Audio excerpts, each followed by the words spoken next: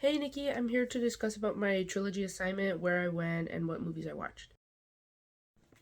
So the first movie we went to go see was actually Dune 2 at the Logan Theater.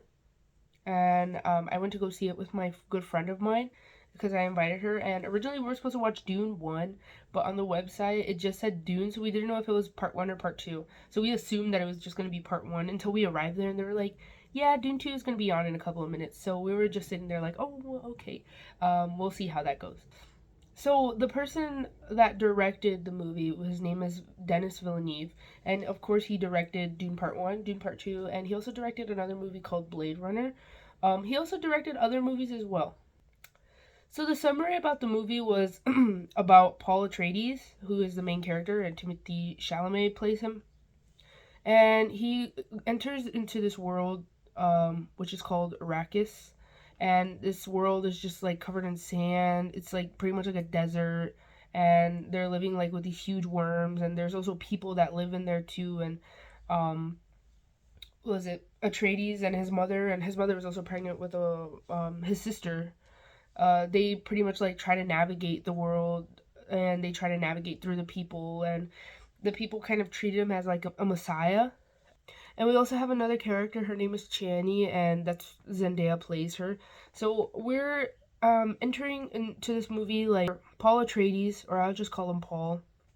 He is being met with the people, and the people are treating him as a messiah. But the one thing that we learned about is that Paul, he actually has visions in his sleep. So like whatever choices he makes, he has visions of how it will turn out.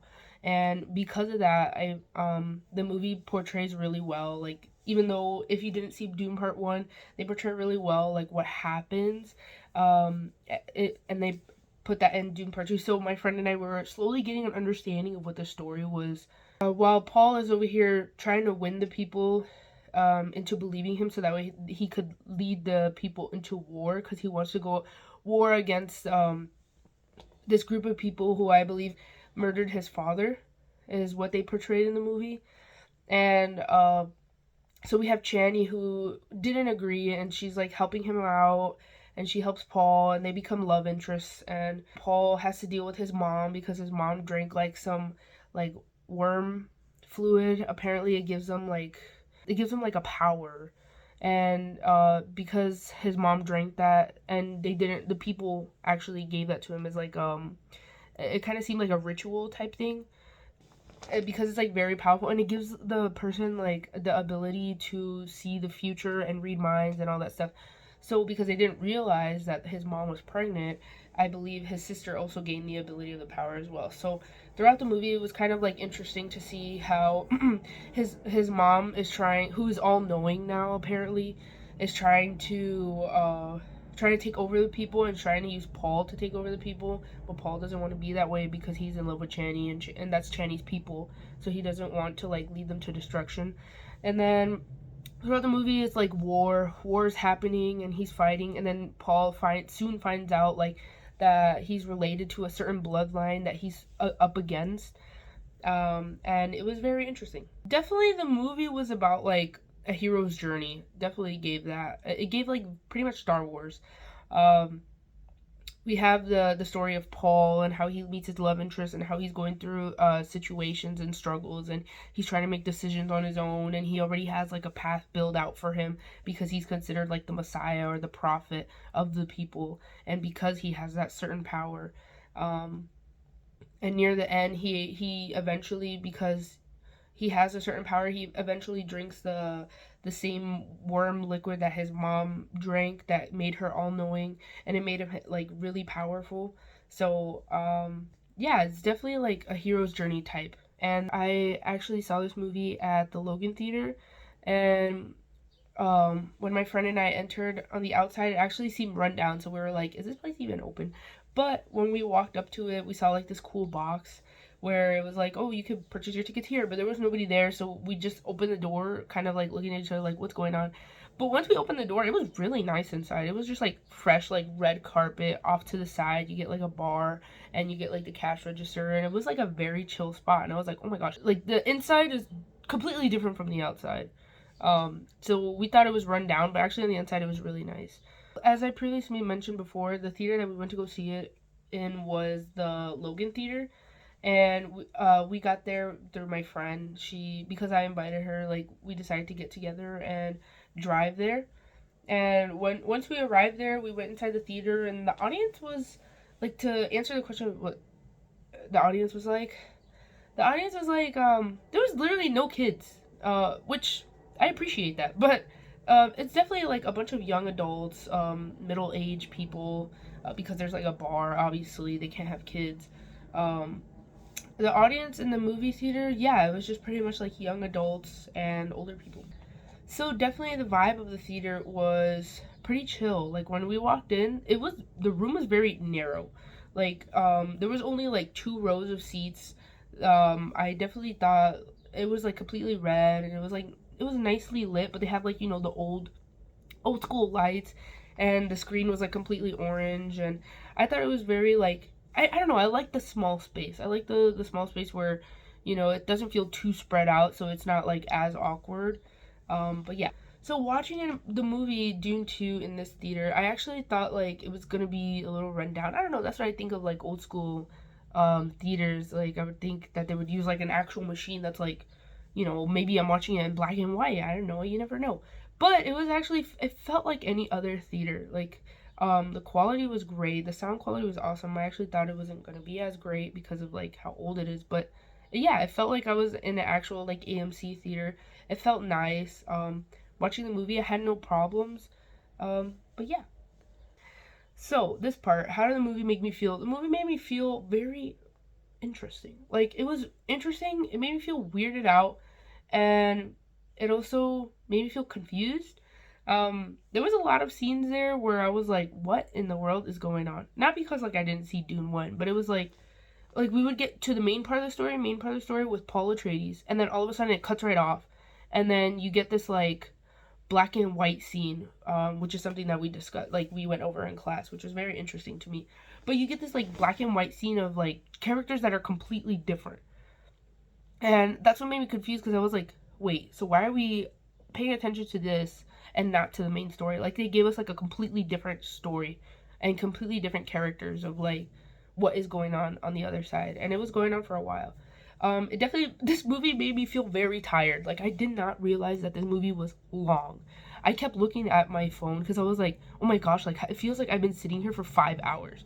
I didn't realize the movie was quite long, but I also say like I was quite interested because I don't know. I grew up watching Star Wars. Star Wars is like my favorite movie, like growing up. So it gave me like a Star Wars vibe, and I actually enjoy the movie. I recommend it a lot because, like I said, you know, it's giving that fantasy. It's giving, you know, the Star Wars feel to it. So it's like it feels nice because even though like Star Wars is like old now and it happened a while ago, it kind of gives the viewer like another opportunity to see like another fantasy like hero's journey type movie. And I don't know, it kind of triggered in me like nostalgia. So what I take from watching this movie and connecting it to our film studies class is that it was very interesting. Like it talked about the hero's journey. It talked about the life of Paul Atreides, as I mentioned before. We also have like interesting scenes that we talked about that were like back in the old days. Like if we're talking about like 12 Angry Men, you know, we get the video of being black and white completely. And the fact that they brought it up in Dune 2, where, yeah, that scene where it was just completely black and white and there was no color at all. Like, throughout the movie, it's color the whole time. And then we get to this part where it's just completely black and white. I was like, oh my gosh, that's so weird. Like, I feel like I just walked into our film class again and we're learning something about black and white. And that's something that I could connect that one to our class. The one prop that I feel like I would have from Dune 2, and it was like pretty cool to me. I really like that device. It's like there's this device that they put in the sand, and it makes like, it like clips up and down, and it makes like this noise. Not noise, but it makes like a sound wave so that like it attracts the worms. I don't know why. I mean, we don't have humongous worms here, nor do we have like a desert in Illinois, but I think having that prop would be cool. So the movie I went to go see was The Beast, or it's like a French English movie, La Bête or The Beast. So the person who directed The Beast is his name is Bertrand Bonello, and like other movies that he did was The Empire. He did The Beast in the Jungle and On the Pulse. The movie was about you have like these two, it's a romance movie, just to get like background. It's about these two people, which is obviously a woman, her name is Giselle, and then we have a man who um his name is Logan. He comes off with different names, but that's because the movie, so the movie is actually quite interesting. The movie, we get it in three different generations or three different times. So we get like a time zone of like back when it was in the 1900s, and we also get a time zone of not early 2000s, but like 2010s, like or 2020, like pretty much like the where we're living in. And then we get another one where it's like 2044. It was quite interesting, and we get two of the same characters. It starts off where we're in the future, we're in like 2044. It's like completely way ahead of its time. Like we get a bunch of like, and it's in regards to like AI. So like we get a bunch of like futuristic things, and we get our main character, which is Giselle. And apparently like there's a certain, she can't like feel certain emotions, and she's like marrying this one guy, but then she meets another guy, and this guy is like in the same boat. Like he can't, it's not so much feeling emotions, it's more so like they can't be intimate. And it's a very weird movie. Like I don't know, like we get a part or a scene where she goes into like this, um was it to see her past, and then it switches time. So like mainly it goes back to like the 1900s, and she meets the same guy that she's destined to be with, or she left her husband for. And we get this guy, and she remembers him, or like she gets glimpses of, like, she recognizes him, but he doesn't like recognize her as much, but he knows that he's like attracted to her each different time period. It was definitely a very weird movie. Yeah, I'll just say that. So the theater that I saw this movie in was the Music Box Theater. I got there by driving there, and the audience was quite weird. I'm sorry, not to like judge, but it was very weird, especially for the movie. Like the movie involved a lot about sex. Like it talked about, and that's what I meant by intimacy. Like they can't have sex, but like they get intimate through their hands and stuff. And like looking at the audience, and I'm looking around, it's just like, not to, I'm not judging, but like it's just like a bunch, it's very empty, and there was like a couple of people, and it was mainly like old people and guys. So I'm like, what the heck did I sign myself up for? It was very interesting. It was very weird. That was the vibe that I got. It was kind of weird. Like I walk into a theater, I don't even know the movie, and it's like they're making like sex noises, and they're doing all this stuff, and I just see like guys around, and I just see like older people too, like older women or older men, and I'm just sitting there quite uncomfortable throughout the movie. So, what was it like watching this movie in this particular theater? I felt like it was very fitting. I think when it goes back to like the 1900s, it really fits the theme of the theater. Like when I walked into the theater, I get like a bunch of like, I don't know, like old school castle. Like there's the sculptures of angels. There's a grand piano in the corner. We get like these old school lights being hung in the ceiling. And when the movie goes back to like the 1900s, it literally fits the theme. Like it fits perfectly on the theme. In this movie, what I notice is that it's a pretty weird movie. Not gonna lie. It was very interesting, and it really involved around a lot about sex, which it made me feel uncomfortable, but I guess that's what stood out to me. Like that's what it was mainly about. Like it was mainly about romance, and how, or this guy is like attracting her, and she doesn't know what to choose. Like she's debating whether she wants to stay with her husband or she wants to go with this guy. And did I like this movie? I did not. This movie, like, it was quite confusing. It was very confusing. I felt like, and it made it harder because it's French. So it's like, it's French, and then they also mix English. So like I get confused, not necessarily because there's subtitles there, but I get a little thrown off when they speak French for a bit, and then they start speaking English, and then they go back to French for a bit. It was very weird. Would I recommend this movie? No, I don't think it's that great. For my opinion, I don't really like it. Um, it was very weird. It was like there was no plot. It was very random. That's something that there was a lot of things I could connect it to class. Like it felt like very Sonder. Like it felt very like there was no purpose, but there was a purpose to the movie. Like of course it was a purpose because we're talking about two lovers, but at the same time I felt like it was completely random because we get different generations, different types of stories, and different like, and we go back and forth like it's nothing. Like they don't like lead up to, oh yeah, and then this happened back in the day, and then they go back in the day. No, it just like they'll be going to the future, they'll be having conversation cuts off to like 1900s, and then same thing cuts off to like the mid 2000s, and it felt very Sonder. Again, we go back to like the camera angles. We do the over the head shot. We get like the over the shoulder. There was actually a scene in the movie where it was just like nothing but silence. So main character, I guess like if we're going back to the 1900s, she was known for like making dolls, and there's like this doll that she's like obsessed over, and was it the guy, her love interest was like, oh, I wonder how you make your dolls, and she's like, oh yeah, I'll show you how their face expression is, and she's just closing her eyes. She closes her eyes and she opens them, and then she just sits there in silence, and I'm just waiting there. So we're waiting like a full minute of silence. Definitely feels like film studies, and how we had like uh when we were making our movie with our group, we definitely had to have a like breakfast club where we had to have like a minute of silence. For the props of the movie, I would say like definitely the dresses. Like if we're going back to like the 1900s, I think it was like the type of dresses that the character Giselle was wearing. I think it was like, to me, it was very nice. Third movie I watched was Medea Goes to Jail, and the person who directed the movie was Tyler Perry, and Tyler Perry actually directed a lot of movies. He directed a lot of his Medea movies, and he also was known for like The Diary of the Mad Black Woman. And he also made a bunch of movies like The Single Moms Club, and I know he's like a part of a lot of shows too.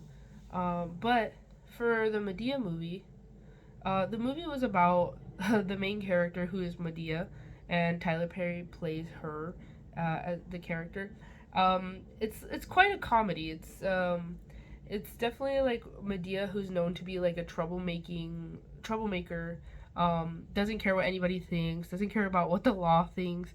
It's where she does something wrong and she has to go to court, and they're trying like anything and everything to put her in jail, but as she was close to being put in jail, they found out that they haven't Mirandized her, so she actually like went free for a bit until somebody like really made her mad, and she did something again, which was like flipping a car over because they took her parking spot, and which caused her to go to jail. And then it's not just Medea, but we also get like a side story as well. Um, Tyler Perry does this like really great thing where he knows how to really blend in serious moments and funny moments. So like Medea is definitely that comedy relief, and then we.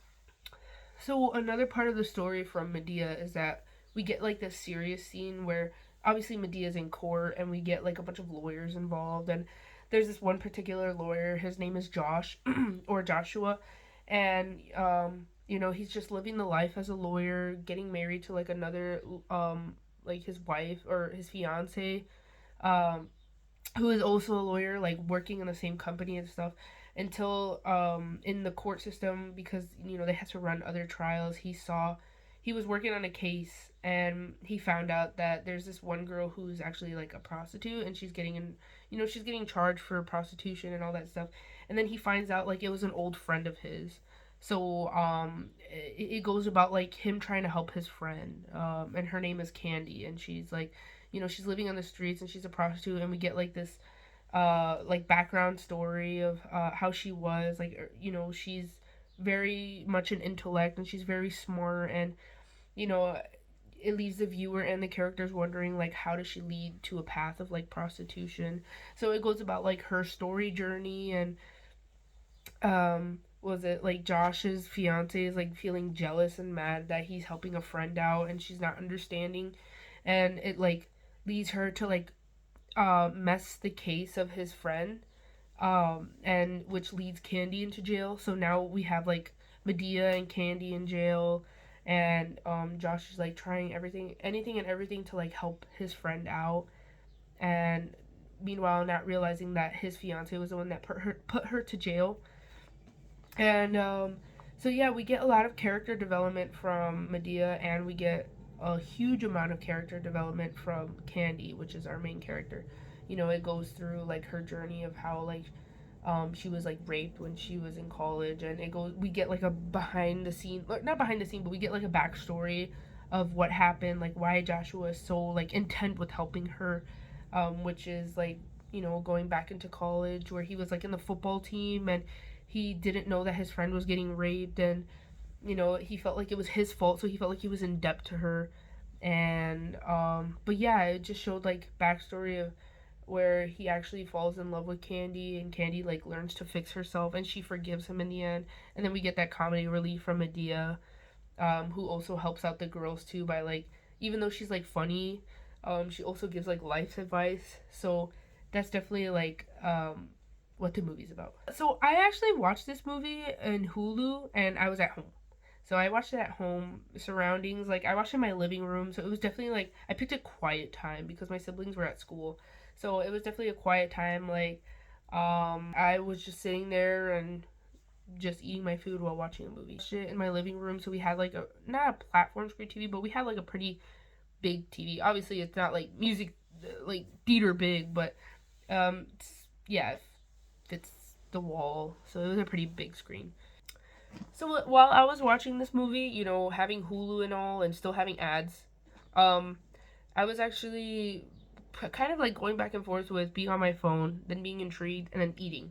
So usually when I watch a movie, I either watch it when I like make something for myself. So I was just eating, watching the movie, and then when the ads will pop up, I would be on my phone, and when the movie starts, like I would be on my phone for a little bit, but then continue watching the movie. While watching this movie, how this movie made me feel was there was definitely a lot like you could relate to. Definitely a lot that I could relate to. Not like in a sense where it was like similar to Candy situation, but them talking about advice about we get this one character who's like helping the girls out, and she's like Christian, and she's not a perfect Christian, but like she gets her job done by helping these girls out because she was once in that similar situation. And there's a lot of things that I could relate, like me being Christian and me wanting to help, but also like going through struggles and stuff. It was definitely like a growth movie. I actually took a sociology class last semester, and what I noticed and what stood out to me was, I guess, like the jail scene. The jail scene with Candy, and we have the woman who helps like the prostitute women because she's been there. Uh, Definitely the jail scene where it talks about like forgiveness, and you have to forgive those so that way, because you're being angry at them is not gonna do anything to them, but it's gonna do something to you. And that's the type of lesson that kind of like brought me back and what stood out to me the most. So definitely I would recommend this movie to anybody. This movie is like really great. Like if you want something that's comedy relief, but you also want something that's like, I don't know, something that can give you somewhat of growth, depending on the person, but definitely recommend. So one major thing that stood out to me about this movie, and I can compare it to like our film studies class, is definitely race. I know we were looking at movies like way back then, we're talking about Hollywood, which is like rich white like men, and you know um definitely watching this Medea movie, I noticed that obviously we do get different races, but it's mainly um it's mainly like a movie where it holds a lot of black people. And I think that's like representation, like representation of, there's more than one race, and there's more than just like a white race in movies. And it was definitely like it felt homey, like it felt very comforting, not comforting, but like it felt very like different, it felt in a good way though. If we get to see different cultures of how people get to like, or how it's portrayed in the movie, like how they live their lives, we get different viewpoints, and we get something that's different that's not offered when it comes to like an all white movie, like an all white person movie. So that is one thing that like really stood out to me, and I definitely could compare it to what like we've been talking about in class. One thing I would say about the movie that also relates to what we learned in class was there was a lot of um, around the circle view. Like for example, in the movie, we're dealing with like lawyers, we're dealing with court, we're dealing with the jail system. So definitely the Medea movie really does like a well job of portraying where it's not just we're focusing on the characters. It's also like if it's a scene about like the lawyers in their office, we get like their table, we get a lot of stuff on their table, a huge stack of papers. We get like our eye goes around to see view like cabinets, we see desks, we see the light, we see their computers, we see um, the files, the paperwork. And also same similar situation with court. We don't just see the two people, we see the audience that's back there, we see the you know the little stand that they have to stand on to say, and then we also see like the two judges off to the side. Like it's very around the view, like your eye can literally go around the like the screen of what's happening, and it's not just where it's just like they're leaving you there. What I liked about the class is that it was very different from what I experienced like overall all my classes I've taken in college. Um, I actually thought film studies were going to be going over like popular movies, and we would just be talking about movies and maybe write a paper about it. But like coming into this class, it was very different. I really enjoyed, going back to when pretty much movies were born and how they came about, and watching movies that I've never seen before. And man, activities, like the activities are always my favorite. That is my favorite 100%. Like being with different people and being able to do like something so random and so fun, and us coming together to like laugh about it. I think like that is something that I cherish and would be like the fun moment. It's kind of tough. Like, there's not really much that I didn't like, other than, well, me, I get a little shy and nervous, so like talking to people and being paired up with people and stuff. Not that that's a problem, but it's just like, it's something where I'm like, oh, I'm too shy. I can't, like, what do I say? What do I do? But honestly, that's the only thing. I really enjoy this class. There's not one, and it's a class I definitely look forward to. What stuck out to me is the class itself. Like the class being so different with lights and being colorful, and obviously Nikki.